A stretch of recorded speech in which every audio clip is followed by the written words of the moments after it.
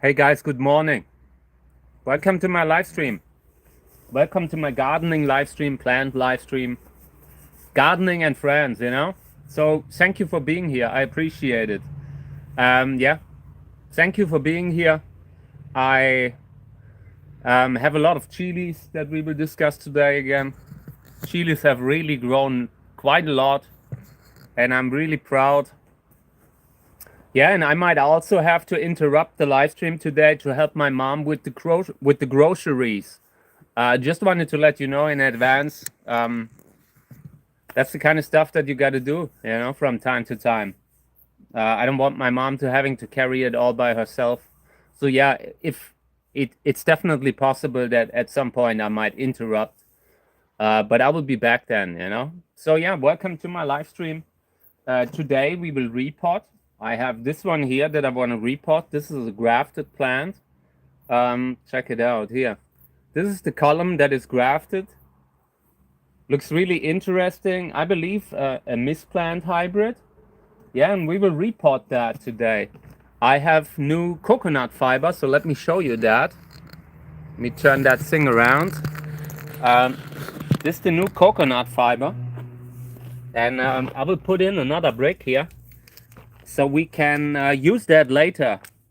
Okay. All right, let's put it in here.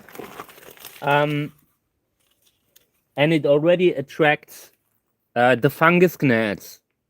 I have just filled that thing up, and within maybe 5 minutes, the first fungus gnat has landed. Totally crazy how aggressive they are. Yeah, I also wanted to water the strawberries because they've been dehydrated quite a lot. So, this is kind of nice.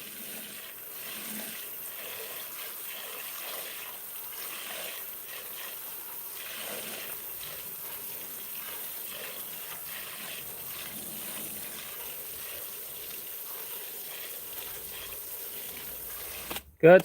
I mean, this will soak for a while. And then we will use it to repot some of the bigger plants that I have here. Maybe we are repotting a tomato or a chili. I'm not sure what we are repotting. Also have a few cacti that I would love to get in a new medium. So yeah, welcome to the live stream, guys. Great to have you. We will do repotting today. Yeah, and let me show you something that I want to repot. These seedlings here I find interesting. This one here has some sort of a variegation. I want to get that one in a new soil, separate soil and all. So yeah, great to have you guys. Always happy to take questions. And if not, we are just repotting, watering. I have a cactus fruit that I want to clean today. Check this out. This is the cactus fruit. Hey, good morning, Remo. Welcome to the live stream. Great to see you. Also, greetings to everyone else that's here. We have a great live stream today. I have a super beautiful flower that I will bring in a few minutes. And yeah, I want to do repotting. This is a misplant hybrid that I want to repot. Yeah. Also maybe we're taking a look at the seeds here, if these are ripe, so we can plant them. Got a few big pots here that I still found. And yeah, maybe we can repot a few cacti. Yeah, that's the plan for now. Haven't really decided what to repot, but we'll find something. In my collection, when you have a big collection, you always have, you find something that needs to be repotted. I wanted to check out the pumpkin again. I wanted to see if it's still there. Wow, this is getting heavy. I love it. Yeah, and I wanted to see if there's maybe another one somewhere. You know, just statistically, when you have a plant like this. How about making more pumpkins, man? Yeah, but this is nice. Maybe this could become one. So yeah, gotta water this one. And later today, we will do a little bit of flower stuff. I need to show you that one hybrid that I have between Flying Saucer and a Lobivia. This one here is also flowering today. Wurlitz crossed with Candicans and Buena Vista. I want to take this one out probably. I consider to sort out the plant because I feel like the color is a little bland. But yeah, we will have a look at it. In addition, something fell over here. We gotta help these guys back up. This is a hybrid called König Ludwig. Yeah, pretty nice flower, but it hasn't really flowered for me. In general, I find the plant to look relatively weird, you know, like not healthy. So now it has fallen over and we will help it up again. But yeah, I'm not really, like, I'm really disappointed with the way this thing is living. It's barely flowering. This one here is flowering, opening up sometime soon. We will see how it goes with the time lapse. Maybe we could do time lapse with it. This could have a really big flower, and it's a plant that I can still move. This happened yesterday. I moved this one. This is a plant. The plant's name is Stern von Nürnberg, Star of Nuremberg, and it's allegedly a hybrid by Robert Gräser. And but it looks exactly like a botanical species that you find in nature. It might as well just be a botanical plant that the breeder had in his collection, you know, because at the time you always have a few botanical species that you use to make crosses with it. Yeah, and this one here, the body looks like Telegonoides, Sörensia telegonoides. Yeah. Hey, good morning, Per. Great to see you. Hope everything is okay. Hope life is treating you kind, everyone. Yeah, and yesterday, by the way, I realized that yesterday I thought it was Friday again. Now I look at the date and today's Friday. Like, I have completely lost track again. I'm getting to the age where, you know, where every day feels the same. So I'm kind of out of it. Yeah, and in a few minutes, it's possible that I might have to help my mom carry the groceries. But afterwards, let me show you the flower before I go. You know, I will be back probably in 5 minutes, 5 to 10 minutes. I'll put the camera on the tripod. And before I do that, I want to show you the flower that we will be discussing shortly, like in this live stream. Check it out. This is really nice. This is the first flower of a hybrid by Ingo Bartels from a hybrid cross from 2018 between Flying Saucer and Autenried Lobivia hybrid, you know, the classic one. Yeah, and I really like how the sepals look like here. See how they are pointed outwards. This is a really cool flower. You don't really see that so often. I've seen it a few times from Flying Saucer. Yeah, but this is really good. This is the good stuff. And we will collect pollen in the live stream. I will probably put the camera on it for a while when I'm helping my mom with the groceries. Yeah. So let me see. Let me put the camera here. And then we're repotting in a few minutes. So let me get this thing out. Maybe we can get a little bit of pollen from it in the meantime. I had it under the time lapse too. And I think this will look amazing under the time lapse. But the problem with the time lapse was that this one was opening first and all the others are still closed right now. So you have that one flower opening in the time lapse at the first day, like in the first moments of the time lapse, and all the others still closed.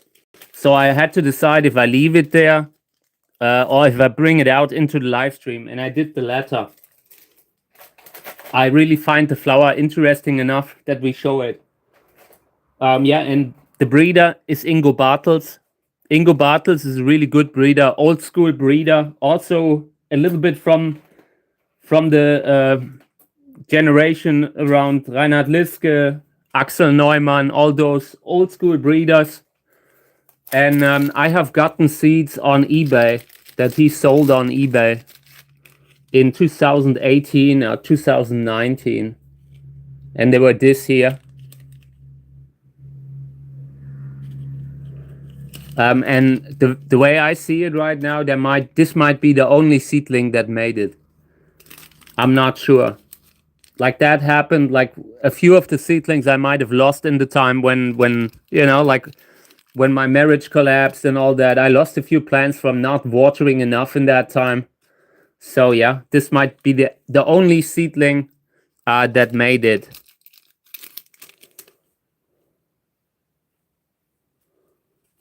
So yeah, I'm quite happy about this flower. Congratulations to Ingo for a nice flower. I mean, it's not big. That is the thing. The breeders that put so much weight on the size of the flowers, they will probably not like this. But in my opinion, like size doesn't mean much if you have a beautiful shape of a flower.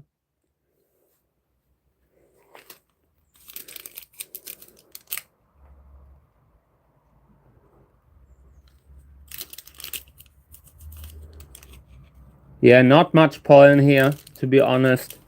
But there is a little bit.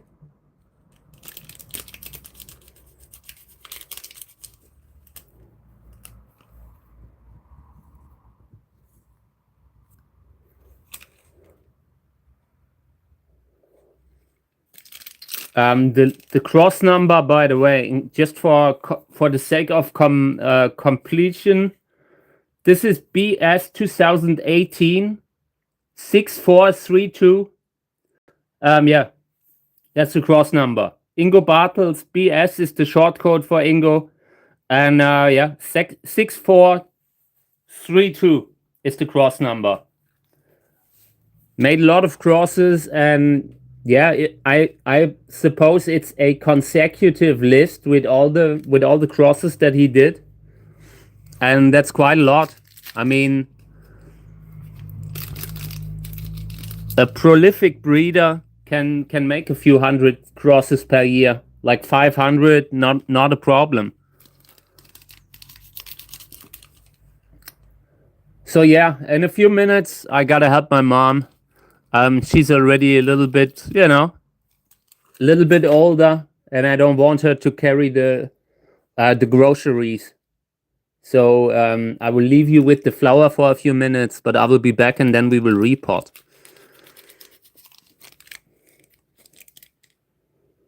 Right now I'm trying to do 5 things at once, like doing, like being there for the pets, then family life, house, flowers, cactus, Life can be quite a lot sometimes, and I'm in that phase right now. Everything's quite a lot. So yeah, I will put that that flower outside. Let's put it here. Okay, and I will be back in a few minutes, okay? So I will leave you with this beautiful background, and then we will repot.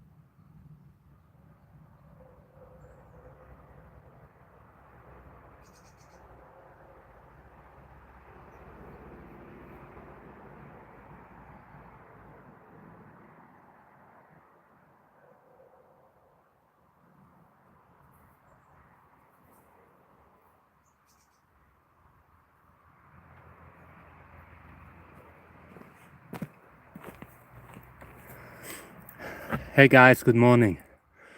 I'm almost back. I had to help my mom with the groceries. She's already a little older. Yeah, and I didn't want her to do it alone. Good morning, everyone. Thank you for being here. I'll just bring the groceries in and then we continue. We will be reporting, okay? Thank you for being here.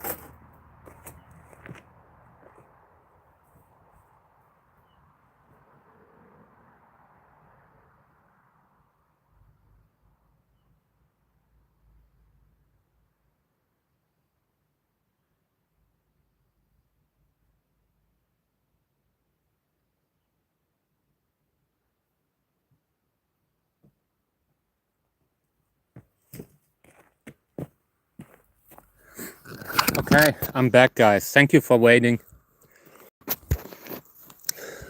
Wanted to show you the body of this one. You can really see the Lobivia spines on it. Can see the Lobivia ribs. Really cool plant. By the way, the one behind it, this is TPM Zelly. Also really good hybrid. I'm trying to propagate them, so I took off the tip here and here. So let's have a look what's going on. Yeah, I had to help my mom. I'm a little worried about her, you know. Sometimes when you look at your relatives and you feel like, you know, I don't like the current developments that I'm seeing. So much stress, not taking enough time. My grandfather passed away pretty early, so I'm rather worried about my mom now.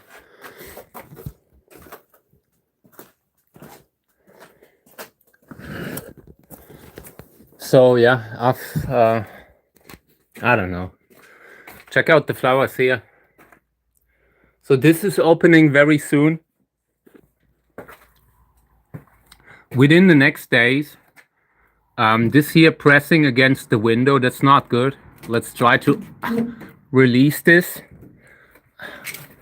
Loosen the pressure a little bit. I'm not sure how we will put it. Ideally, this thing should not rest on the flowers at all. Yeah, it's kind of difficult here. I think I will get me the tripod and then I will try to move it a little bit. We will see. Maybe we can move it around a little bit. Oh, by the way, this is opening tonight. This one will be opening tonight.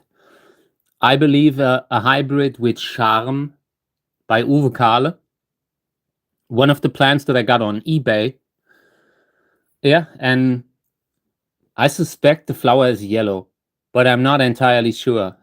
Depending on the size, we will decide if we want to propagate it or not. This is a good hybrid that I want to keep around, like that kind of body type. Bamboy is the same, has a similar body type. Okay, where's the tripod? Oh yeah, and that flower that I've just had here, this is beautiful. I had it in the time lapse, and I will probably post that part without the rest, because it was just that one flower that opened completely out of sync with everything else. All the other flowers are still closed right now. They're still flower buds, and this one here like went from flower buds to opening within 4 hours or so. Thank you, I really like it too. Good hybrid, good flower and all. So yeah, the goal is to move that plant a little bit around here, to just have it. Maybe I can push it below this metal frame there. That could maybe hold it a little bit away from the roof. You know, I just want to keep the flowers away from the window. If the flowers are pressing against the window when it's opening, very often they will still flower, they will still open, but it will be completely messed up, and it takes away the control that you have over, let's say, collecting pollen. So I will try to move that a little bit.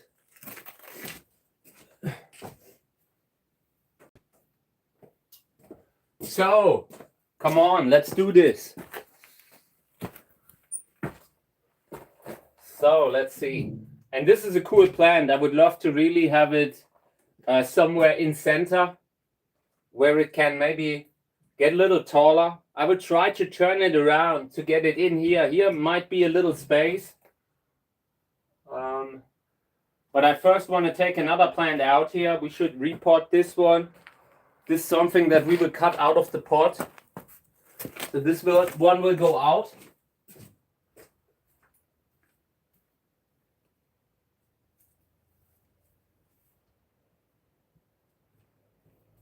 So one less problem to deal with.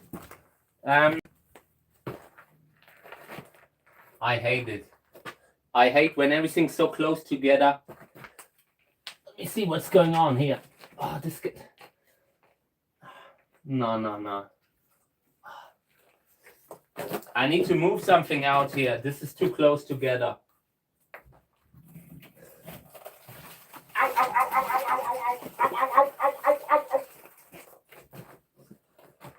Oh. So this is a Aporocandicans hybrid. Ow, on my hand. I caught one. So this is the one. Aporocandicans. Relatively slender for Aporocandicans. Yeah, most of them, like, once they have a certain size, I'm basically out of space now. So being root bound, that is something that you will have to experience here, because like the setup that I have is tiny. I'm basically working without a budget, just affording the soil and the pots and all. From time to time, plants are root bound. It doesn't mean they are unhealthy though. You know, there are ways to grow plants in a way that they are healthy, and yeah, you have to water more often when you have a small rootstock, but it doesn't mean they won't flower. You know, like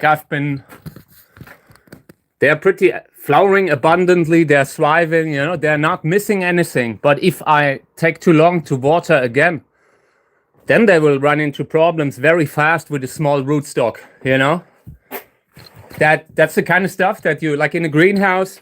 There's just a hard limit what I can move in regards to the pot size. I will try to, like in the future, I will try to keep the plants in one spot and just cut them back if I have to. Yeah, but there's a limit. When you're growing in a greenhouse, it's not like when you can plant them out in, like in California or in Australia. This is just a little bit.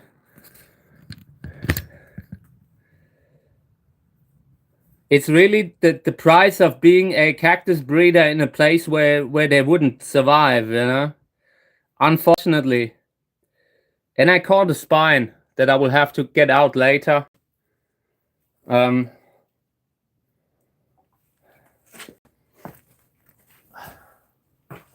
So I just want to try getting these out.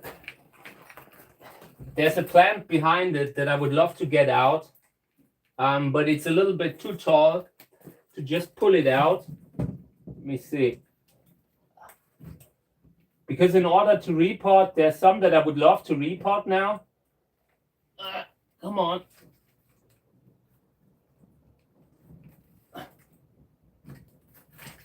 But they're so close together that it's kind of hard to get them out.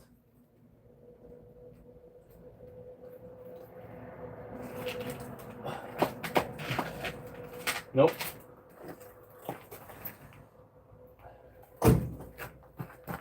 So I will pull this one forward.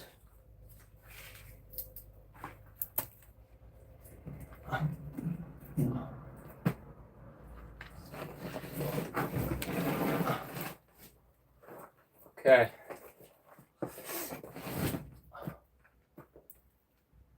Yeah, this is good. Now the flower buds have a little space where they can develop without knocking into something else. This one here, Amun-Re, let me put that one aside. Here's a hybrid that I wanted to repot. Telegonoides hybrid comes out for repotting.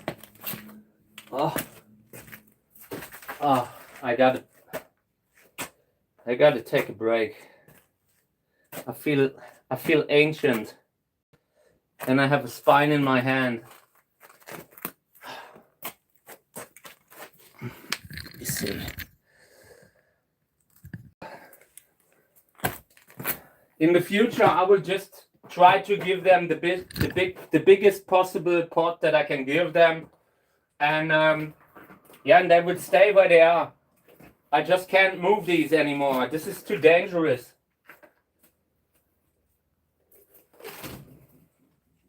Especially since this one, Amun-Re, is a very flexible plant that keeps dangling back and forth and has really bad bad spines. Okay.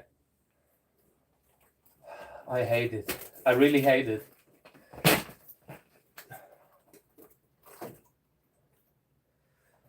Got a little injury here on the rib. Got to clean that up. When you're moving these kind of plants, it's just difficult to move them without causing any kind of blemish on them. Yeah. I consider cutting back Amun-Re, like the plant, the injury that it had right now. If it bothers me a little bit more, we are cutting it back completely. Yeah, I have no problem with that. I wanted to cut the plant already, but it's been a few years and I wanted to let it flower. When you constantly cut a plant back, it will not really flower much. Then you might have a lot of cuttings, but you're not getting any flowers, and that is, for me as a breeder, flowers are the priority. I've made some interesting crosses with Amun-Re in the last years, you know. But yeah, the goal right now, like if this plant is bouncing around once more, I will take it off. We'll take off the tip, maybe even a little deeper, and then we're really propagating it. But yeah, for now it will stay here. I wanted to move this one forward a little bit.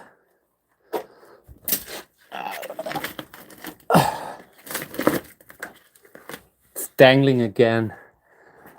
And this is how it happened when the thing pierced my blood vessel. Like, I've been trying to catch it when it was leaning over, and it fell on my arm. And I'm not doing it with this thing anymore. If it keeps being a problem, I will cut it back. Yeah, you get quite a lot of spine injuries, you know, all the time. It's just a normality. Unfortunately, I should have become a breeder of orchids or something like that. I should have really become an orchid breeder. My ex-mother-in-law is an orchid breeder, and it looked like the repotting looked so painless. I really liked it. But yeah, I tried growing them from seeds and it wouldn't work. So here, another problem. This is what happens when you grab them too hard. I had just pulled and thought it was free, and it wasn't. Grafted plant, but in urgent need for a new pot. This is what will go into a new pot. The grafting stock looks like it might still be there, but it's so dehydrated that it can't take, that it probably can't give the scion any nutrients. So we will cut this. No, I mean, we could cut it back. We could cut it here maybe. Might not be a bad idea, to be honest. Looking at how dehydrated the stock is, usually you would say, okay, we are trying to decrease the water that this thing uses up, and cut it here. Then we have a main tip that we can root again, and the base here will pop again. Could use that as a propagation piece. So yeah, we will keep that in mind. This is a hybrid by John Nichols. Fields Validus crossed with Chic Pink. Has a lot of potential in regards to what it, like how the flower could look like, could have a colored flower. Here's my Validus, by the way. Both of these, like this is Validus and this is a hybrid with it. Really slender. Okay. Yeah, but now I have that plant out that I wanted to have out. With Amun-Re, we will see. We will decide what we do with Amun-Re. Yeah, we have to take this one down. I hate when stuff is hitting the roof. I really hate it. I don't want to cut back my plants if I have a choice, you know. I would never cut them back. They are just so much more beautiful when they are big and flowering. So yeah.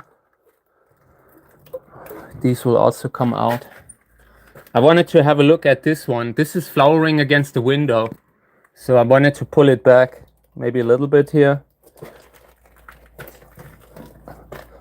But this is really tough. Maybe we can put a little PVC piece against it. I have these pool noodle things there. Maybe we can use these to keep it away from the other one, or keep it away from the window. I want the flower to open up, to be able to open up without pressing against anything, you know. Yeah, this could work. I often use these in winter because when it's freezing outside and the plant touches the window, then it's usually causing an infection. And I put these above, like in between the window and the plant, to keep it a little bit away. Yeah, and for this kind of stuff, it's also okay. But the thing that you have to consider is the moment this falls down, the plant might, you know, crash against the window and might lose a few flower buds. So if you're doing it like that, make sure it sticks. I think we're putting the other one on it too.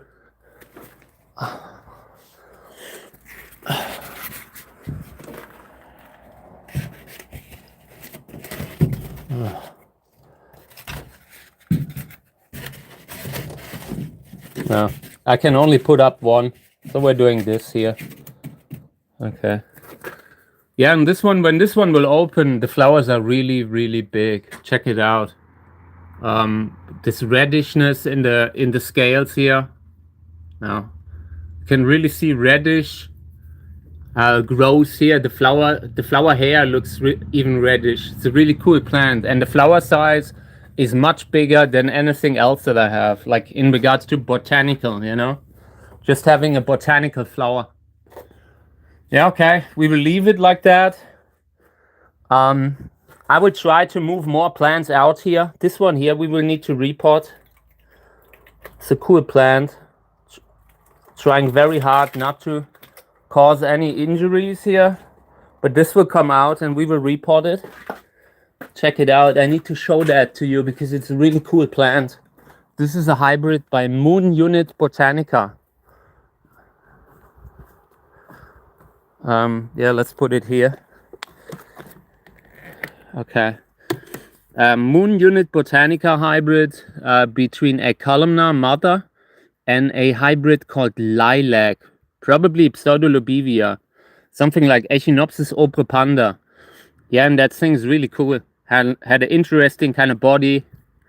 The flower, I think, is white. I haven't seen it yet. That's just what I heard from the breeder. And we will try to, yeah, we will cut that one out of the pot, repot it. Here's a little plant that we will also put in a pot. Everything that is alive can be used as a grafting stock. Yeah.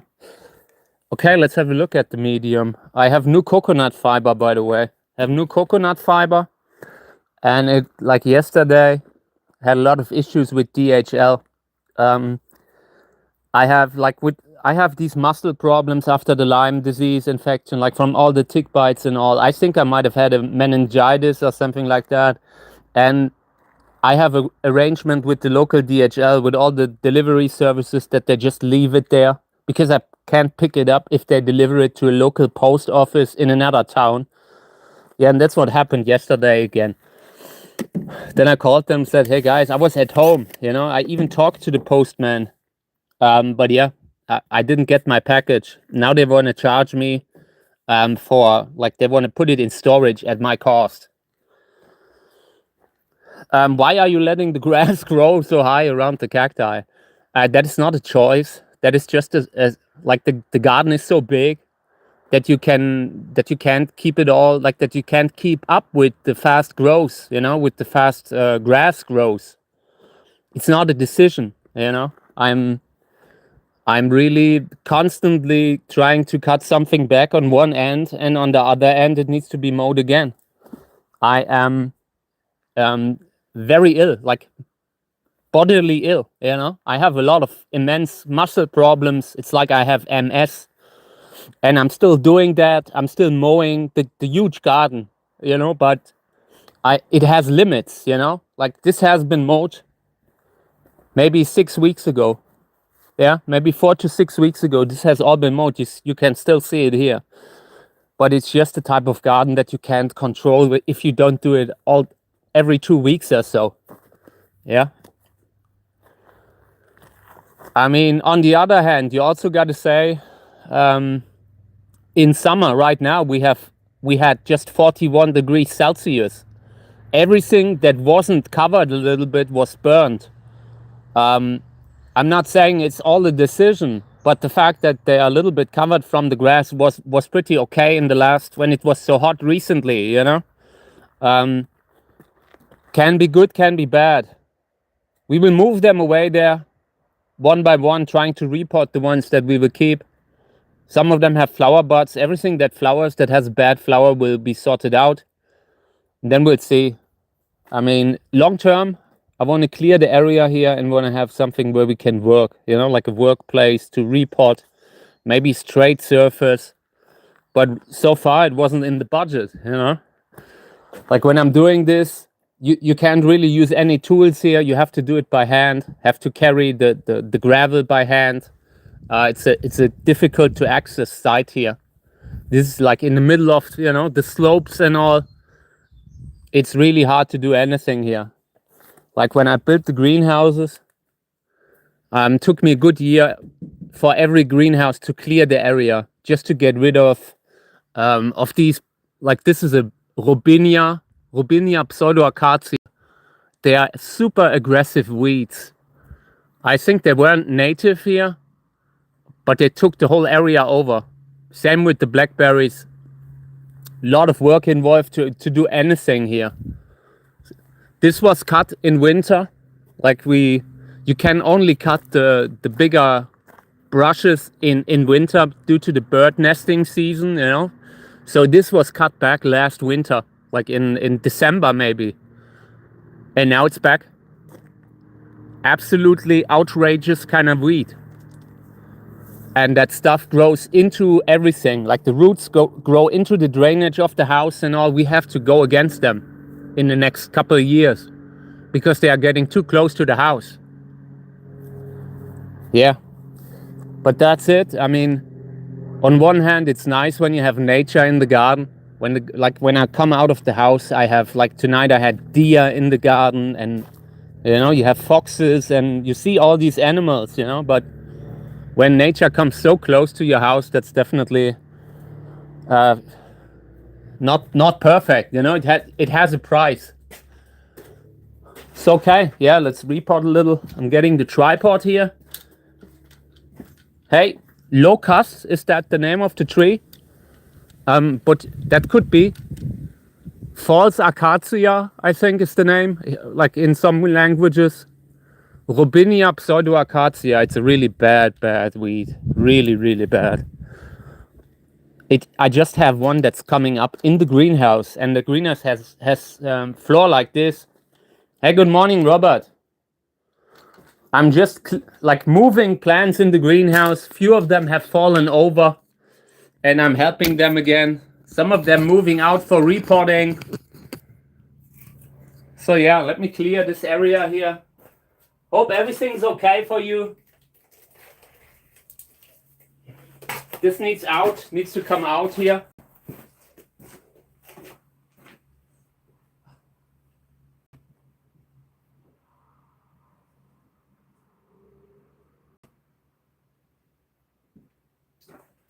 Yeah, so this year I need to really sort out as many as I can. Let me try to lift it back up. Maybe we can lift it back up in one. Okay, so this here, the Winterer, maybe we are repotting that. This is flowering too. Could also look nice in the time lapse. Taking the oxalis out of the pot. Oxalis is in every pot again, like after the winter. Stuff just regrows so fast. So this comes out. This comes out. We will repot the smaller ones.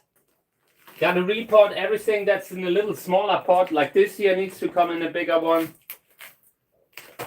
So, okay.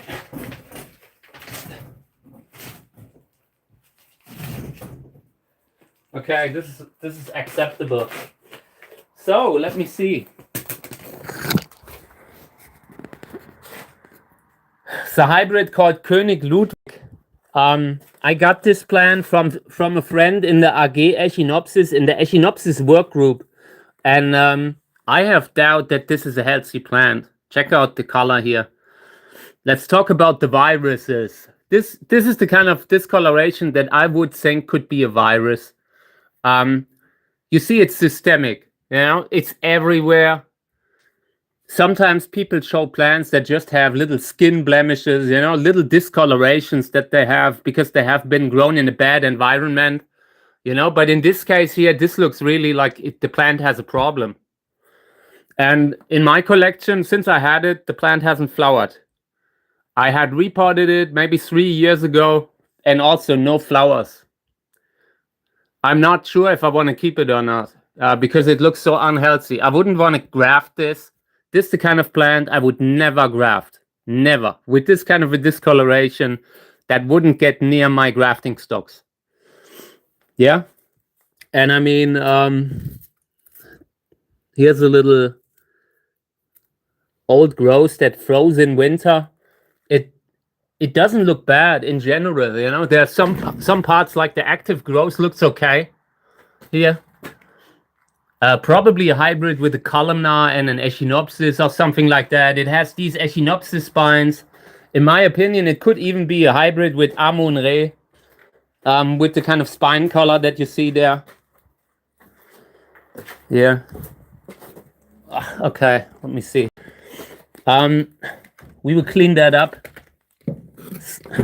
This has washed out of the pot. I will get me a I don't know how you call it, a broom, and we will clean that up later. This is a hybrid by Miss Plant, I think. Let me see what we have here.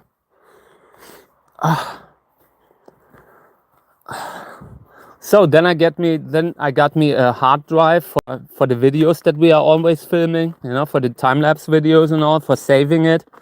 Yeah, and the hard drive arrived broken. At least it looks like it's broken. So I will have to check it out again later from a different computer, and definitely possible that the hard drive has been damaged during shipping. What's your biggest cacti and how old? I'm not sure. I have a few plants that I have had for a very long time, and one of the oldest ones is the TPM over there.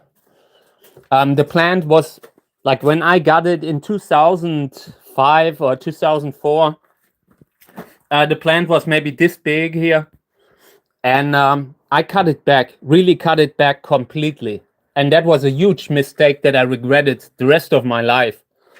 So now I've let it grow, and it's been like this, I don't know, for 15 years now. I'm only cutting it back when there's a health reason to cut it back. The plant had problems with mealybug from time to time. They just like that kind of a crested growth. This is the kind of ideal, like, habitat for them. They live in between these crevices there, and that makes them so dangerous for crest. Last year I've treated it. This year we will probably treat it again. And for now it's going okay. It's growing these reverts.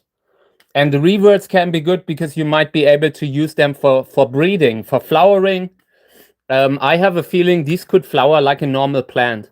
The TPM will also flower later on, but it needs to be a little bigger. This could make it so much easier to have a flowering plant that we can use to make crosses. So yeah. And also the Cuscensis here, this plant, I also had this one in 2004. Was one of the first plants that I got, and also cut it back in 2005 because I, like, at the time when you get started, it's all about propagating. It's all about having more of them, like, so you don't lose them. So eventually I cut that big piece that I got at the time and cut it into maybe 6 or 7 smaller ones. Eventually I only landed with the same one again. Like, this one has been growing also for a good 10 years now. I had to take down the tip here. That was last year. Yeah, and here it is. This is a flower, by the way, that fell on it, like an old flower that has come down. This is how the flowers look like when they are done. Yeah, and this is also one of the oldest plants that I have. And I would leave them completely in one piece if I could, but in a greenhouse you have the hard limit, that is the roof. Once the plants are pressing against the roof in winter, you have to cut them back. So this one here, the big one in center, I got maybe 2015, maybe 2016. And this is literally a tree now. So in regards to size, this is probably the biggest. Yeah, and I like it. Had to cut it back now. That's the one that's in the garden, the piece. This one here is also the same plant. And this was originally the main tip before I had to take it off, you know, before it started to pop like that. Yeah. There's a little bit of flower fluff here, but I don't think it will flower. Has been really lazy in regards to flowering in the last years. Okay, good. So let's see, let's use some of that coconut fiber. Here's a pot. Yeah, what will we put in here? Let me see what we could, what urgently needs a repotting. Also wanted to have a look at the plants, like the vegetables and all, because some of those had been having issues. Also think I will move them a little bit away. Might be a little bit too exposed in regards to the sun. Like when it's heating up during the day, this place was super hot. Yeah, but these have okay size. These have been repotted. We could repot this one. Let me see.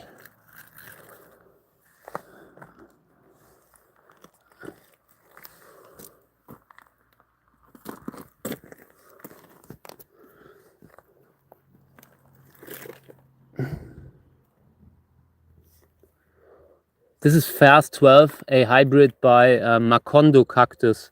I consider taking this one out of the pot. We would have to get rid of the roots and all. Let's see. I also have another plant that I had in the greenhouse where I was considering to put it in a bigger pot. Let me see. This one I repotted last year, and since I did that, it's looking great. I really like it. Oh yeah, this one here I wanted to have a look at. Yeah, this is something we will repot this. I like this species. This is Taquimbalensis, a Bolivian species, and I like the Bolivian ones quite a lot. In the future, I want to have them like in flowering size. And I was always a little too, like the greenhouse was always a little too cold in winter for them. And now I really want to make it happen. So let me just have a look at the soil. This looks okay. No mealybug or something like that. Maybe let's put it aside here. And we're watering. Knock it down a little bit like this. Oh yeah, this was that completely useless medium. This is a lot of lava. Lava totally is a bad medium if you ask me for cacti. Okay. So let me water that. There was a little fertilizer in it, but not much. Okay, yeah, and we will put that thing into a bigger pot. I want to have a flowering size Taquimbalensis now. I should already have one. It's my own fault, you know. Sometimes you're kind of overwintering with the wrong kind of temperature, and you have to have that on your radar. Okay. Future I will have a few degrees more in the greenhouse. So this will come in here. This is nice.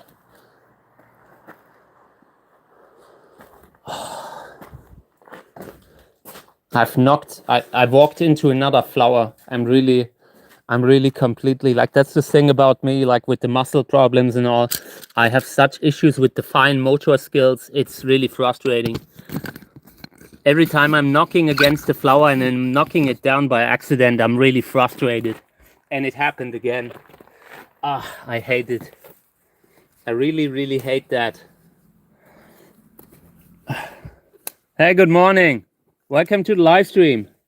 Just reporting a Trichoceres taquimbalensis into coconut fiber. Yeah, and we will see how that will go.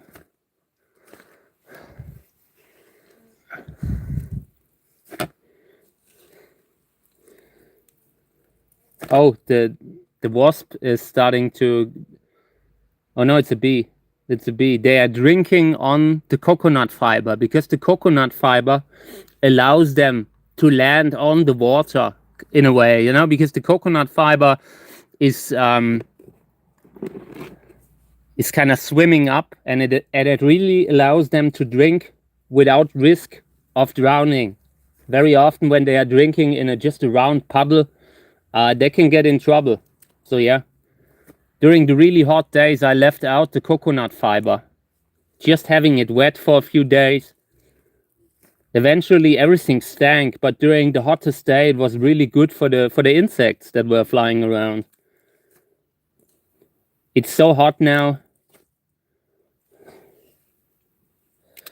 The one thing that stands out with this medium here, I think I have used three bricks of coconut fiber, and it feels like the medium is a little less than what I got with the previous coconut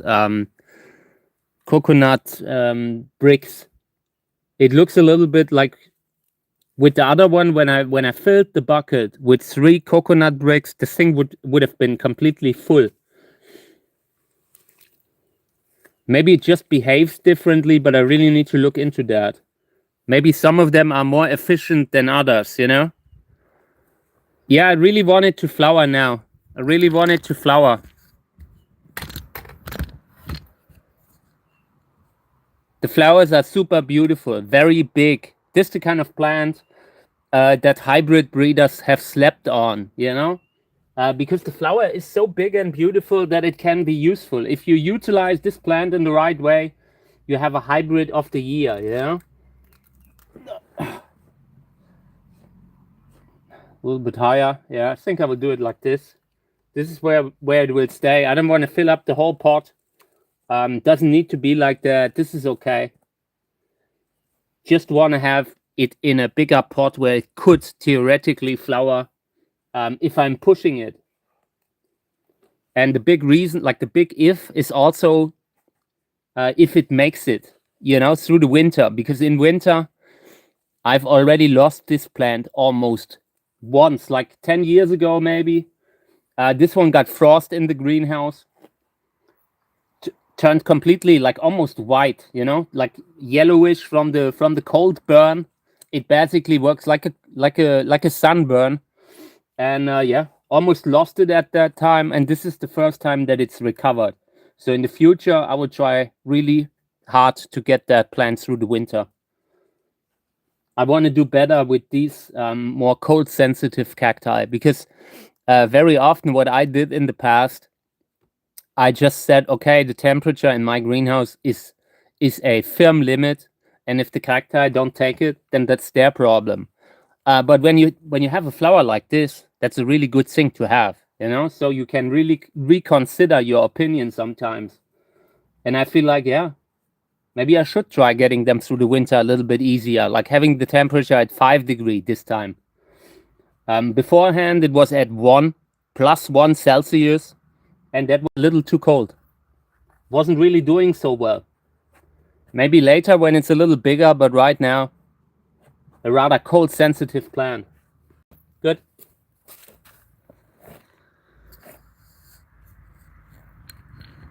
So let's clean it up.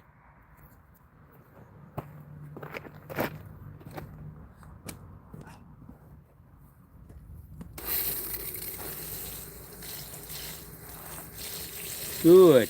Very nice. Yeah, and this will get a really sun exposed spot in the greenhouse, in the like when it goes into the greenhouse in winter. Full sun now.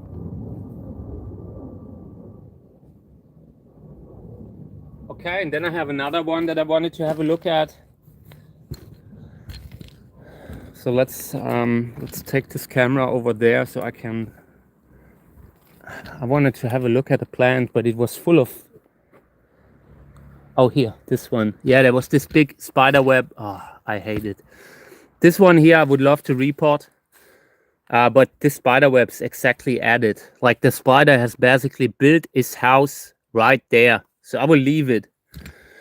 We will do that sometime soon. I had repotted it again last year, but I didn't like how it looked. This one here. This is the Neil Logan validus, probably Tacachyrensis, and I want to get that one into a bigger pot too. But yeah, now with the spider, I'm letting it be. I try to have a, yeah, I try not to make them homeless if I can do something different. So yeah, this one here we could repot. This is also one of the plants that I would love to see in a bigger pot. So maybe we are watering this thing now, and then we're getting it out of the pot. I doubt that we will get it out easily. We might have to be a little bit, we might have to insist. Okay, so let me see. Good. Yeah, let's get the water. Then we're cleaning up everything, getting rid of the oxalis.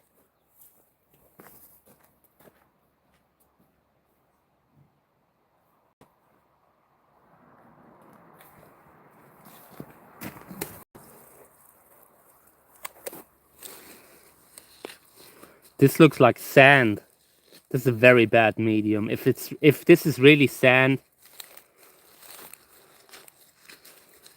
need more water. Of course it tangled again. Of course it tangled.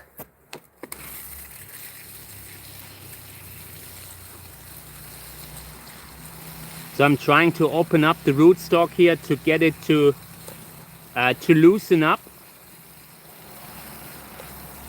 And then we're rooting it. Now then we're putting it in coconut fiber.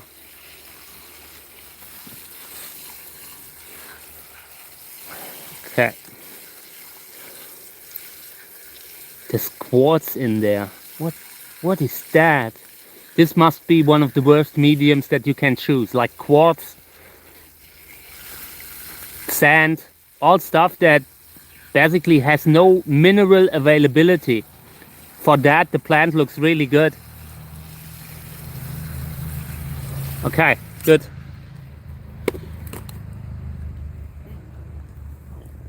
I will bring the pot, okay?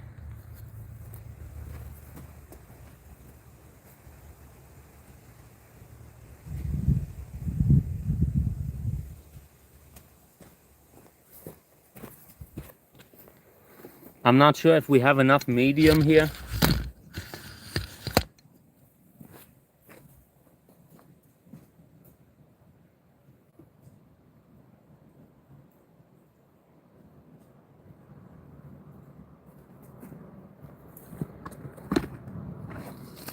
Gotta change the glove.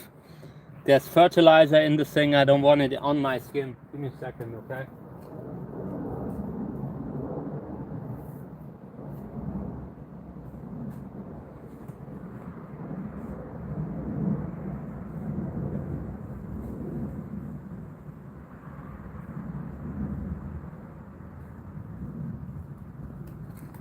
Okay, so let's take out what we can from this one here. I don't think it will be enough for the pot, but I will get what I can. Then tomorrow we will have new coconut fiber again. We'll be repotting more, and I need to buy more pots. I have to do it, and I hate it because it will cost money. Like yesterday, I had already bought some stuff that I needed. Yeah, and it adds up when you're working like this, you know. Second time I had to get coconut fiber. Let's see, let's put it all in here.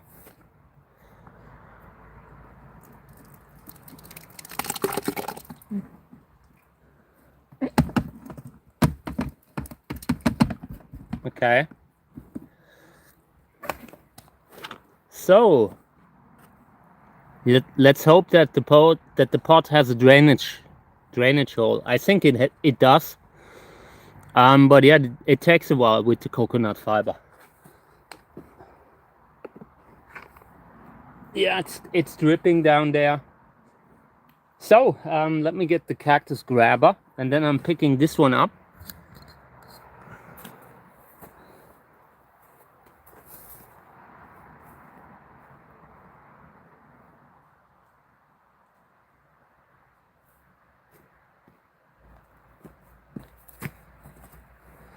Okay, let's bring this thing in. So, okay. We need to fill up more. Eventually, I wanna have coconut fiber right until here. This will be potted up very high. Let me show you. Here. So, this is the grafting stock, and I wanna almost cover it completely to give it stability. This is dangling too much for my taste. So I will fill up with coconut fiber until here, and we will do that tomorrow. Right now, I will place the plant against another plant or somewhere against a wall, and yeah, then we will add more coconut fiber, so it keeps steady, stable. This is a super cool plant. Like the body, this is a very unique kind of hybrid, multi-hybrid, and yeah, this needs to be treated well. Needs to get a good big kind of pot. So yeah, let me move it somewhere, and tomorrow we will fill up more, or maybe we're getting it now. I have the coconut bricks over there somewhere. Let me see. Just gotta move it in a way that it doesn't fall over.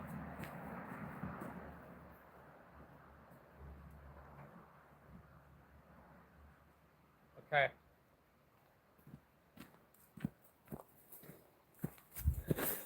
Good.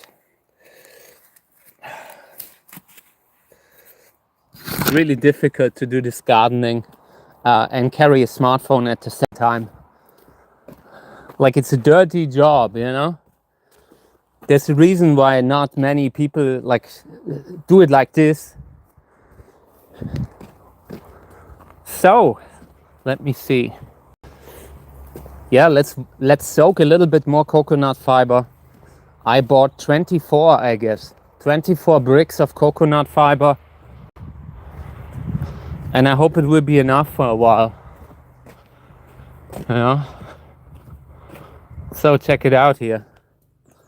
This is the coconut fiber. 1, 2, 3, 4, 5, 6, 24. And these are already used up now for those 2 plants that you've seen earlier. Yeah, and also need new pots. There's so many bigger plants that also need to be repotted for obvious reasons, you know. So we will have to continuously repot. Always a little bit.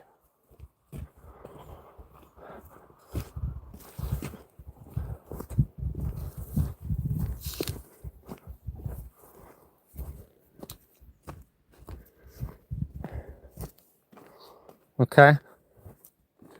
Let's put these things into the water here. And then we are soaking that. And later we have a new medium. That really, I like that about it. That you don't have to carry so much heavy soil all the time. But I really believe, like, I felt like the coconut fiber that I had last time had a little bit more actual weight to it, actual medium to it. This one, it says it gives you 650 gram of medium. pH level 5.5 to 6.5. Yeah, 650 gram. And I will look into the other one. Like, I might still have the label of the other one. Maybe it has a little bit more in regards to how much you get. Those had been priced up a little bit, you know, but they were priced up in a totally weird way. before that they had cost something like $38, and now they cost $380. I wasn't sure what's going on there. I didn't want anything to do with that, you know. I saw that they had increased the price tenfold and bought elsewhere. And this is basically first time buying a different brand. Yeah, thank you very much. You know, I would love to have some, like, it's so much more fun to actually watch gardening than to have to do the work always. I mean, sometimes it's great to do something, you know, for the body, being out in nature. But also, I could see myself watching gardening too. It has something relaxing to it, you know? The times like when you're watching the internet today, everything has loud music over it. Every photo has to have a audio track, you know? And this is a little bit less noisy. And I always try to keep my voice a little bit down. And that's not easy for me. Sometimes I remember myself to just be quiet for a second, you know?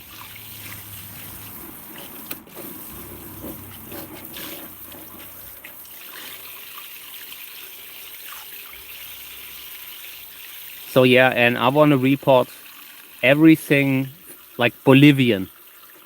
The ones with the big flowers, Tacaquirensis, Taquimbalensis, Verdamanianus, this kind of stuff.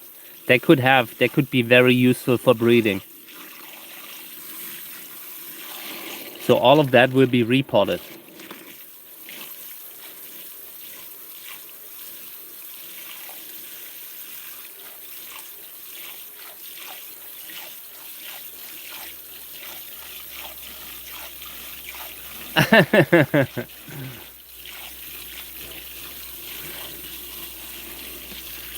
The other medium, like with the other coconut fiber, it looked a little bit more like actual big fibers. You know, this is basically washing down like sand in a way. You know, like there are less fibers in it actual that you can see. More like ground coconut compared to the other.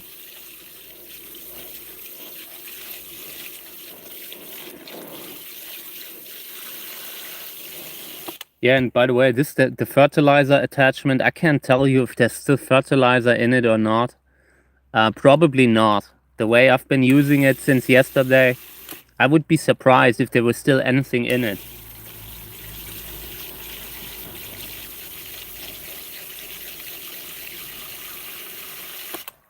I really don't know how I do it either. I'm really overwhelmed with everything right now. I'm, yeah, like this year we have to sort out a lot. The reason why I usually don't sort out so excessively is because I also have a lot of stuff from other breeders, and I don't want to let them down. You know, when I say I grow some of their seeds, then I really want to do it. And if I would sort them out, I would have a guilty conscience. So yeah, I have way too many, and this year we really have to sort out. Like, I've been sorting out like never before. We will even sort out like columnar cacti when the flower is too small. Just has to happen that way. Otherwise, I can't continue like this. And I also want to do more gardening. You know, like the stuff that we're doing for the live stream. I can't have like 1,000,000 cacti anymore. And in the future, I will give more seeds away again. Then other people can grow them. So yeah, this one's flowering, opening up very soon, and the flowers are really good. Like I would love to have it inside the house in the time lapse, but on the other hand, it's also good when you have some out. When we are doing the live stream, it's equally important that I can show you something during the live stream.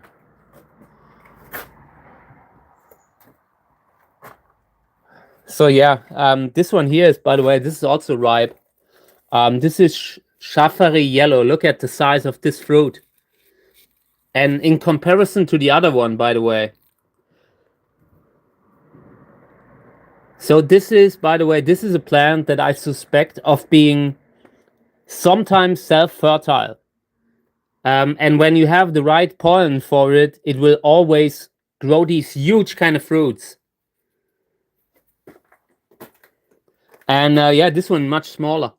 Like this is a different parent, different father. I think this was a lobivia.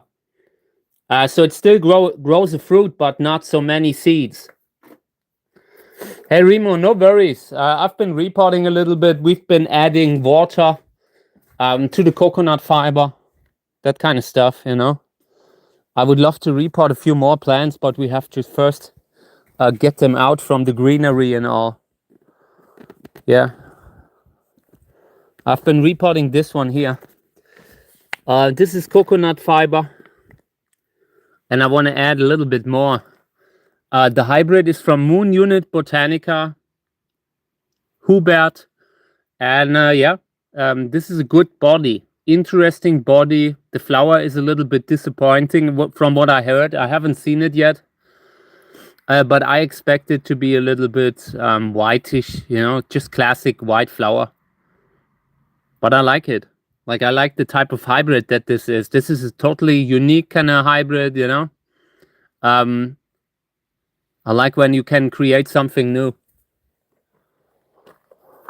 Okay. Yeah, this one here is flowering. We have to move it in, I guess, because otherwise the flowers will be wasted. This is Humkes Roro.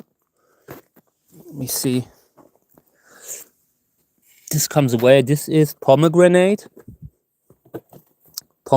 plant. Maybe I'm giving this one a little bit more sun.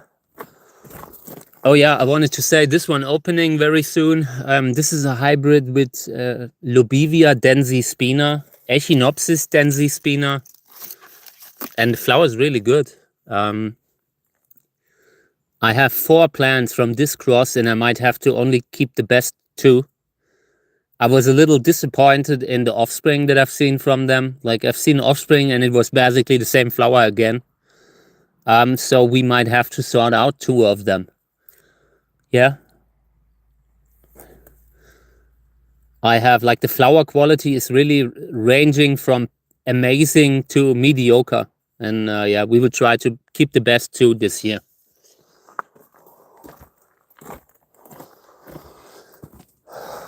Okay. What did I want to do? Oh yeah, I wanted to move this one. We will move this in the greenhouse, so I can pollinate them in a more controlled manner. When you have a plant that's flowering, and it's opening in the rain, then you have a lot of issues there. Oh, this is really. I need to move the plants out of this space here. Like, I have a lot of stuff that I keep here for the live stream, but I constantly walk into something. So let me try to carry this. Need the grabber. This is the most important tool in the garden, really. Every time I'm moving a plant, every time I'm moving a cactus, it happens with this. So let's see. I will put the camera down for a second while I move it. I don't want to break it. Give me a second, okay?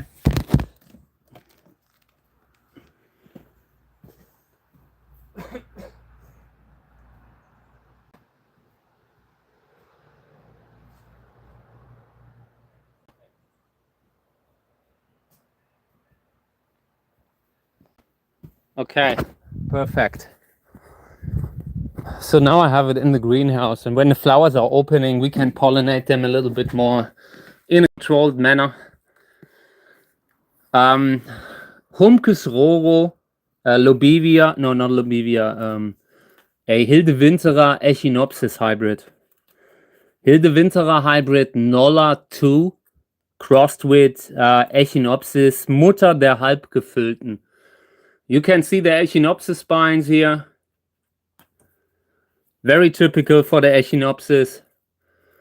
These bluntish spines there that you really, if you look at the Echinopsis, you take a close up at the spines. This is the kind of spines that they have.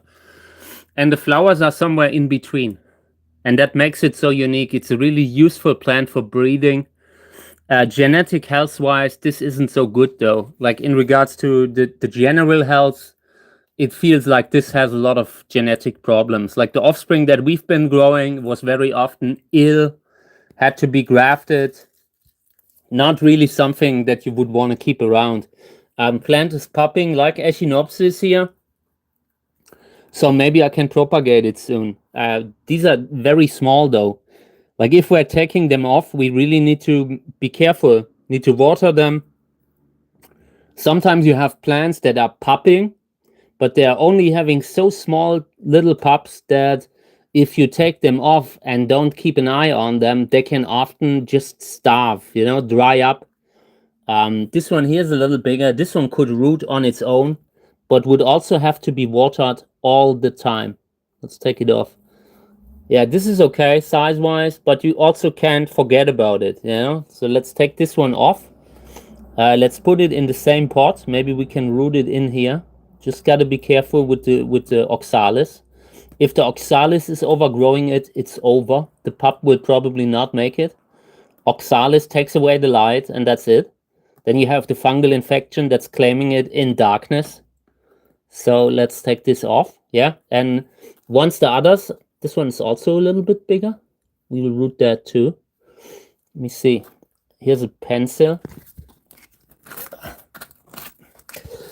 Let's open up a little hole. Just stick it in with the base, just so it has a little chance of actually taking in the water. Yeah, and when the others are a little bigger, we are doing the same. I consider to propagate 2 or 3, but not much more.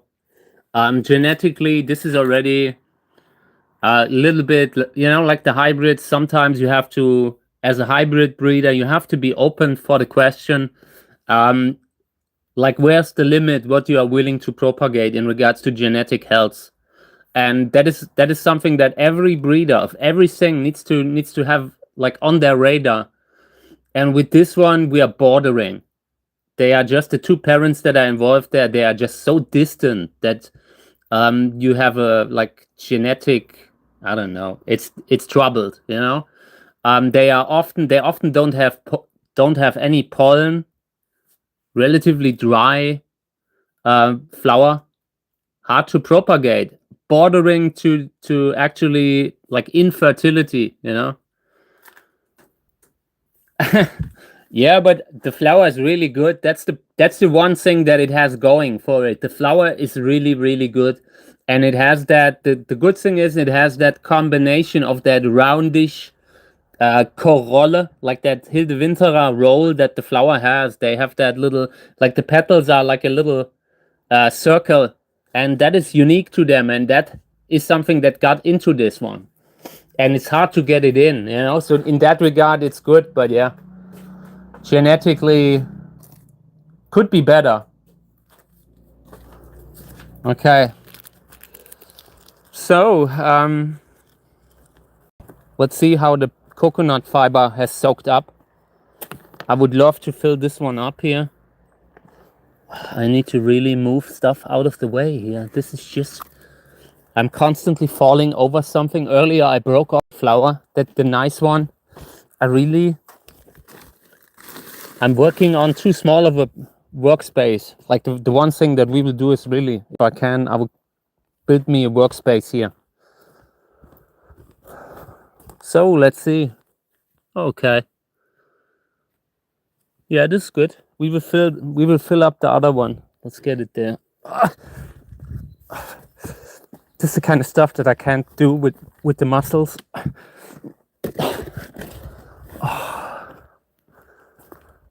This is really like one of the last seasons that I'm doing. I guarantee that. Like at this point, I'm not. This is always such a heavy work. There's a limit. I'm too old for this. Okay. So I will fill up more. I want to fill up the thing here, and I want to fill it up to a point where it stands, where it's just solid. When you graft something, the plant, once the plant gets taller, it gets stability issues. Like a grafting stock, often it gets hard to balance the plant out later on. So what we will do, we will put the grafting stock almost entirely in the soil. We will put the soil all around the grafting stock, and I hope that this will keep it a little bit more steady, a little bit more upright, and allow the thing to root.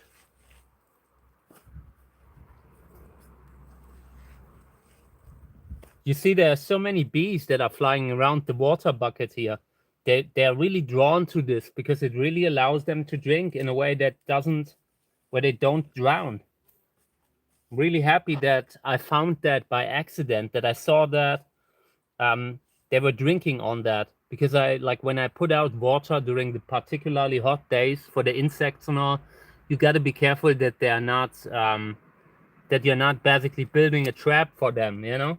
And in this way, you can give them water, and but without any kind of risk that they might not get out.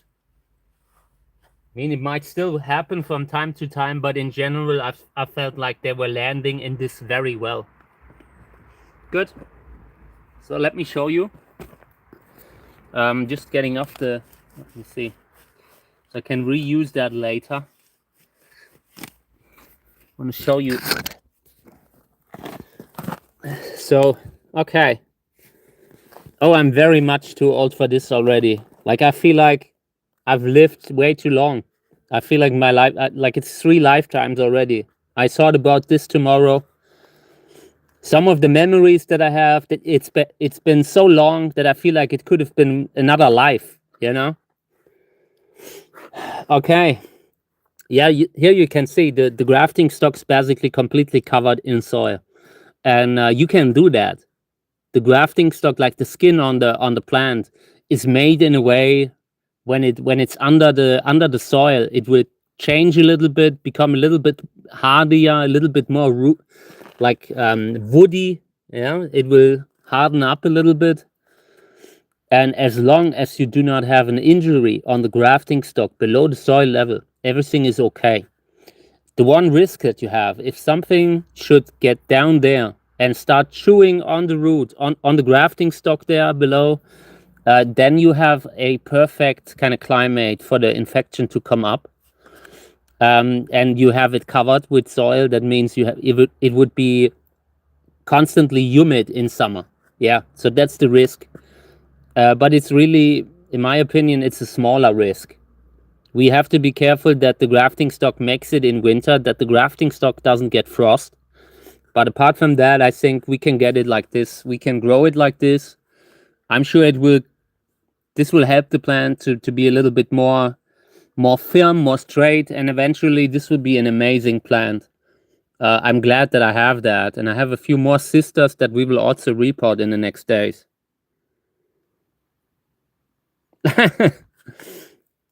I've already gotten to the point, like the neighbor kids, they are playing in the garden from time to time, and yeah, like I'm not really.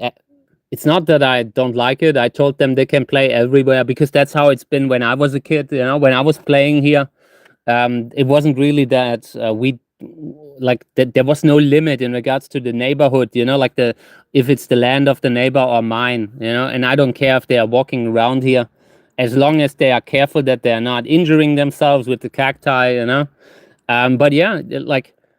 It happens so fast, and you know, you realize, like, when I was out with Mika is really scared often. Like she's been, when we got it from animal protection, and Mika's really scared from time to time, and the kids really scared her a little. So I was already a few times in situations where I felt like, oh man, I wish they would be a little bit more quiet, you know, because the dog was freaking out all the time, was sitting under the bed and all that. But yeah, I mean, got to make sure that when you're growing up, you're not getting bitter, you're not getting angry. So yeah, let's move this thing somewhere. I really like this. This is going to be awesome, and you will see it. So then I wanted to show you this one. I've had this one yesterday already. I want to repot it. This is a hybrid by Michael Kiesling, Chiemgau Cactus. And in my opinion, the yellow color already shows that it got a little frost. So next winter it will be dangerous. Like I gotta make sure that this plant gets through the winter in a good way. Gotta keep this at 5 degree, plus 5 degree. Luxanto Cerois hybrid, and I really like them. Okay. Oh yeah, I wanted to repot this one. Let's do this. This is a misplant hybrid, and it doesn't need a big pot. It just needs a bigger one, you know, slightly bigger than what it has. So let me water it a little. Everything that I'm repotting, I'm watering. I don't want to have dust. It's really good to, when you're working with mineral dust, to not inhale it. And this really helps you to not inhale it. Can now easily just water it again a little bit, cleaning up the roots a little bit. This also grafted. Check it out. And this is also something that we will graft a little deeper. This had, the medium is pumice, and it's a decent medium. Like despite the small size, the plant looks okay. Like the small rootstock here, plant still looks okay. We'll put it in a bigger pot now. Yeah, this is TPM scopolycola, I think, and it's a very freaky cultivar. I have one in the greenhouse. I can show you. Oh, I'm really getting old, guys. Last few days was really exhausting. And when I'm done with this one, I need to go inside and do the tax work. I wish the Lord would take me now. Oh. Have you seen the bird? There was a bird in the greenhouse. There was a bird in the greenhouse. This one here, this is it. This is the one. Very freaky kind of cultivar. Yeah, Luxanto Cerois is really great too. I like them. But these are good too. So Luxanto Cerois will also get a bigger pot, but I don't have it yet. I really hope that this bird isn't living in the greenhouse. Oh. I don't want to, because I constantly have to water, you know. Sometimes when you have little birds around, they are often flying in the greenhouse. And I hope they're not nesting in there. Okay, so what, I need a pot. Need a little bit bigger pot. Oh, this is the Hilde Winterer pot. We could also try to grow arboricola in that, by the way. Arboricola, we could try growing them a little bit like hanging basket plants. You see here, this one that's hanging down like this. This would be perfect for hanging basket pot like this. So I guess in winter, we could be rooting some of them. Like we could take a few cuttings now. Maybe put them in here and let them dry hanging down. Because this thing is running out of space anyways here. Might have to take these out.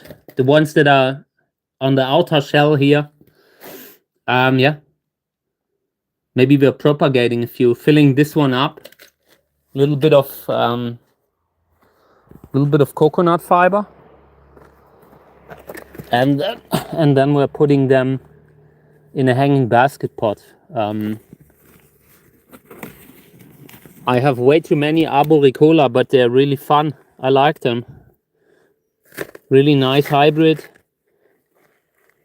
If I can grow them in a hanging basket pot, we could have quite a few of them.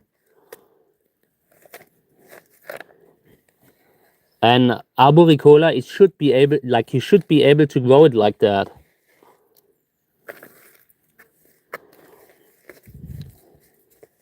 We have an insane use of coconut fiber. Absolutely crazy. Yeah, let's leave it like that. Okay. I want to let that medium here dry up. I want to root in completely dry coconut fiber. And then we will take off some of these side pieces here that do not have enough space anyways, you know. I might even try to get them out the pot, but this isn't looking good. This is a big thing, and I don't want to start taking some out. We will just root them separately. I want to leave a little base here that they will pop again, and the pups will be rooted in this here. We will hang it in the greenhouse. That monstrose looks great. Yeah, that one is like the one that I've shown earlier, that where removed the soil from the roots.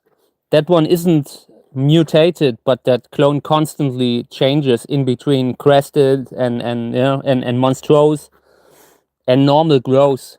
I always try to also have a few normal seedlings of something, so I can use them for breeding. Okay. So let's take down a few of them. I want to take this one off. Okay. So I will put these like this, just to let the wound callus, and then we will turn them around again. This one here we will take off.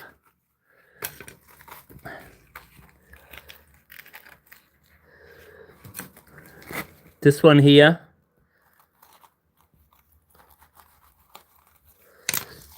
Everything that doesn't flower now, we will cut back. This one here.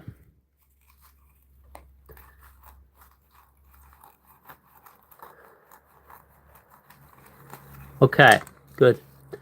Yeah, nice. So these will heal hopefully, and they will pop again. Now have these 4. First time I'm cloning on this pot. Let me try to move them like this. I want to have the wound outwards to the sun. We will put it in here. Okay, let's put that thing in the middle of the greenhouse. And once the wound has calloused, we will turn them around, and it will take maybe 3 weeks here. This is a very sun exposed spot. Oops. Yeah, let's move it over there. Let's move it over there where it doesn't drip on the electricity. Okay. Yeah, and this is how I want to grow the Hildewinteras too. Hildewintera hanging basket pot, usually a good thing. So this one we could repot sometime soon, but not when it's flowering. Like if we would be repotting it now, I think it would be dangerous for the flowers. But this is one of the next plants that we will repot. This has a nice flower. I consider doing time lapse with it, moving it into the house and do time lapse. But it will happen pretty soon. Like this is going to happen within the next week. Maybe even the next 2 or 3 days. And yeah, it will depend if the other time-lapse video has finished filming, or if I need to keep it a little longer. This one has 3 flower buds now. So even if we don't make it with this one, maybe we can make it work with one of the next ones. This one is nice because for one, it has a very big flower. The petals look unusual. They have like very big, unusual shape. So this could be great. Okay, so we're preparing like the end of the live stream, but I want to clean the fruit here. This is a fruit from a Serensea telegonoides hybrid called Daniela. And I want to use the sieve here. We will wash it out. I want to show you how I'm doing it. So, but let me get the other thing here. This one is the one with the fertilizer. Let's get the one without it. That makes it a little easier to wash the fruit, the pulp, through the sieve that we have here.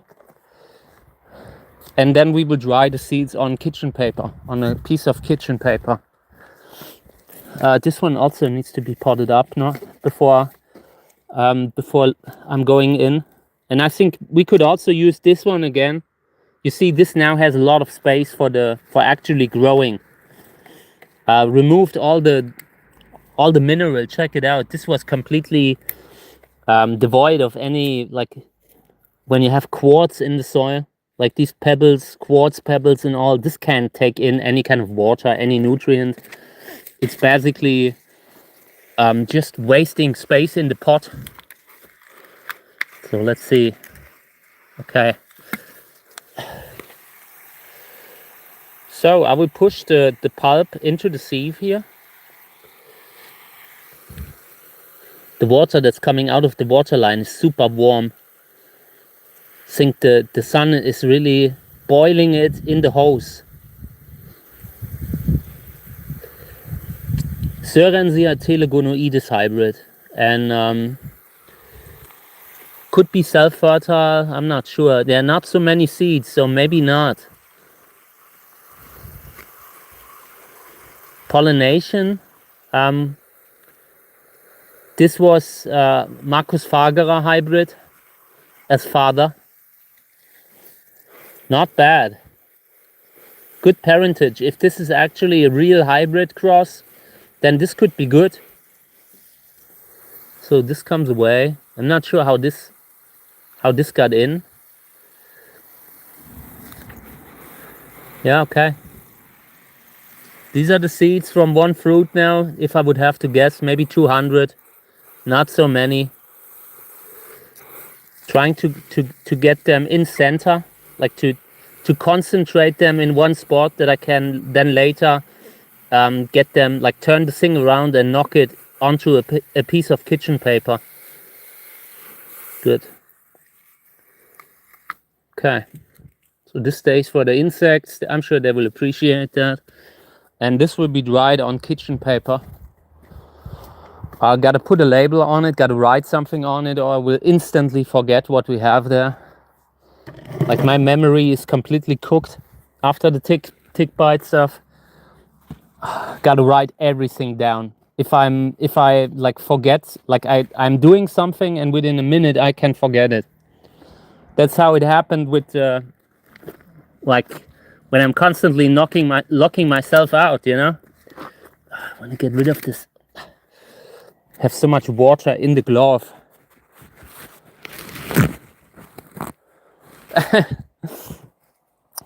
Yeah, it's a little bit like we're cooking here.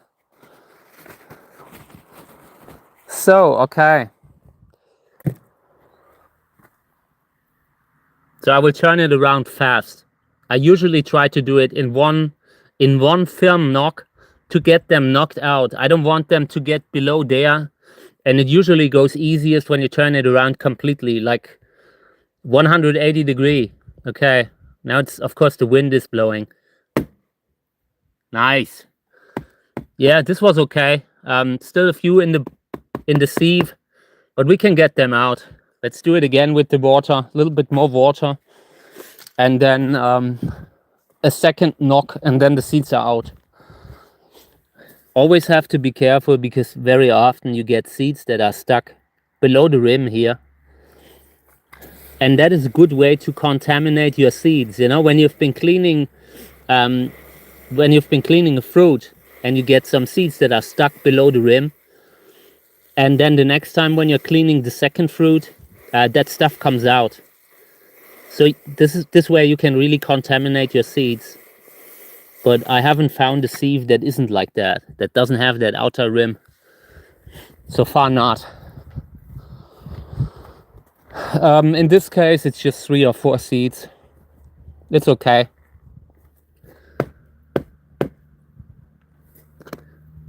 I also knock this thing like this when I sometimes have seeds that don't come out, giving it a slight little push from the other side. So Daniela, let me see, let me write that on the table. Daniela, and this is not a hybrid of mine. Sörensia telegonoides.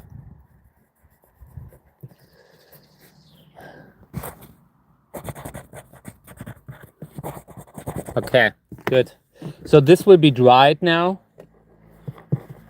We'll take that with me into the house, and tomorrow we will pack it into a little seed bag. We could keep it out But if you keep that in the greenhouse, the seeds might already be like losing viability. So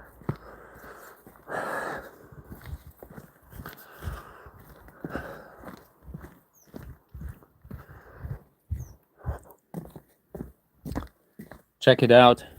This is what we have already used up of the coconut fiber.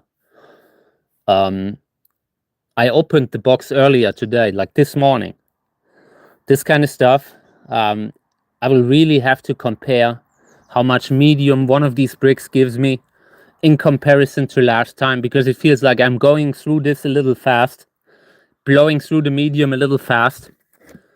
So yeah, we'll look into that. If the other one had more kind of, eventually gave more medium, then I'm getting the other one again. Like if you're buying something that's maybe a couple bucks cheaper, and eventually you have only like, you have 1/3 less medium, that can be really bad.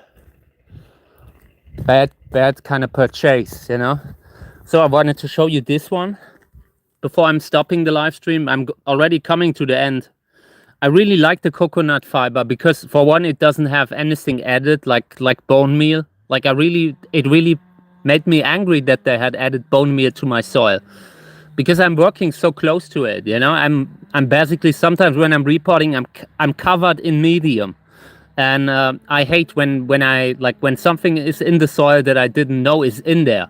And they had listed it in the ingredients in a way where I felt like they should make a bigger deal out of that. Because like when I asked them, is it safe? They didn't get back to me, you know?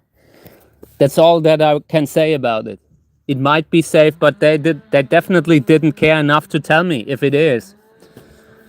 Yeah, so this is the Loxanthocereus hybrid. Loxanthocereus. I did a few time-lapse videos with it. I think this time I'm not doing one because everything is full already. Let me see here. I wanted to move this one. This is Bamboy. And last time I wanted to move it, there was a spider on it. And now there's another spider. There's always a spider. I hate it. I'm really like specific when I want to move a plant into the house. And if there's life on it, like if I see that a spider has built a house on it, then I'm leaving it, you know? And every time I'm picking a plant up that I really liked, like this one, this is Bamboy. It's a really good one. But it's full of life, you know? I consider to move that one in, but for now, every time I picked it up, it had spiders on it. I don't want to have them in the house. I don't want to make them homeless, so maybe we will leave it out. But at the very least, I will move this under a roof, so when the flower opens up, we can use it. We can keep the pollen. We can pollinate with it. Yeah. Jokes aside, eventually I will probably move this plant in. I'm waiting for the right moment. But yeah, every time I'm picking it up, there's something else. But yeah, we will use that one. This is going to be the father for a lot of the columnar cacti that are flowering right now. So the pollen is really important. Like the pollen is more important than just filming it. You know, I don't care about filming it. I really care about getting the pollen this time. And I will pollinate as many columnars that are open as possible. I have Scopolycola open. I have Glauca open again. I have Telegonoides open.